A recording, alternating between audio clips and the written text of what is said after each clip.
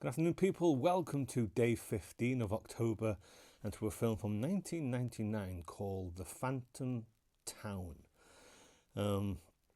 Opens up with these kids, they're having a party while their parents are away. The parents are on the way home, they're on the phone talking to them. Then they just go off the phone, they disappear. Police don't help, highway patrol don't help. So they go and look for these parents themselves. You've got one kid, he's old enough to drive, so I know in America what you've got to be to drive, I don't know, here 17, 18, 19. A younger brother and then a younger sister. They meet this Native American at this shop on the side, and he tells them a story about the town, which I'm not saying the town because I can't remember. Something hand, land hand, something like that. I've forgotten already. That's how memorable it was. He tells them a story about this town, and then one thing leads to another, and the kids are in this town, and this town is a Wild West town with a saloon, and it looks great. We learn about the town, the people, and they have to kind of find their parents, but at the same time it's a fight for survival. This town is alive. It's an organism because when you go underneath it you see tendrils. When you cut an old chair open, it bleeds green ooze. When you stab the walls, it bleeds green ooze. And the town isn't what it looks like. It's something more.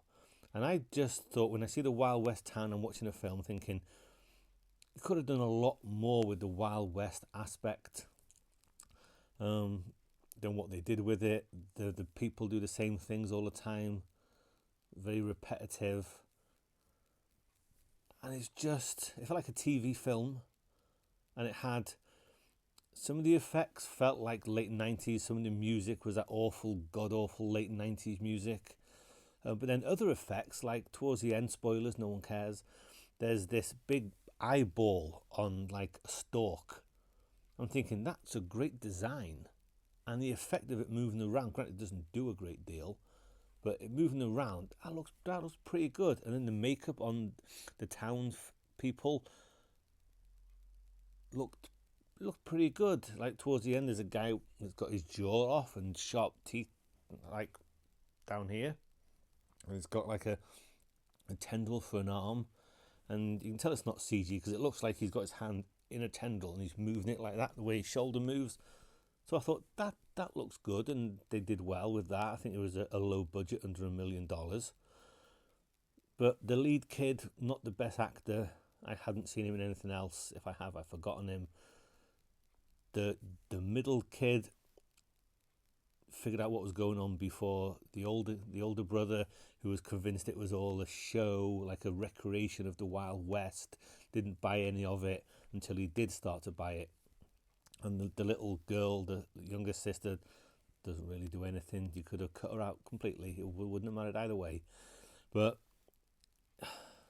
it's another one of those, and I'm specifically watching these types of films for October because I wouldn't watch this any other time other than October, to make a short little video.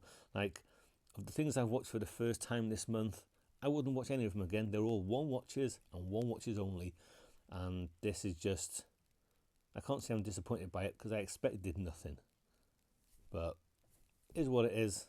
Had some decent moments, but just like most, it fell a little flat. So that was Phantom Town. Comment or welcome. I'll be back tomorrow.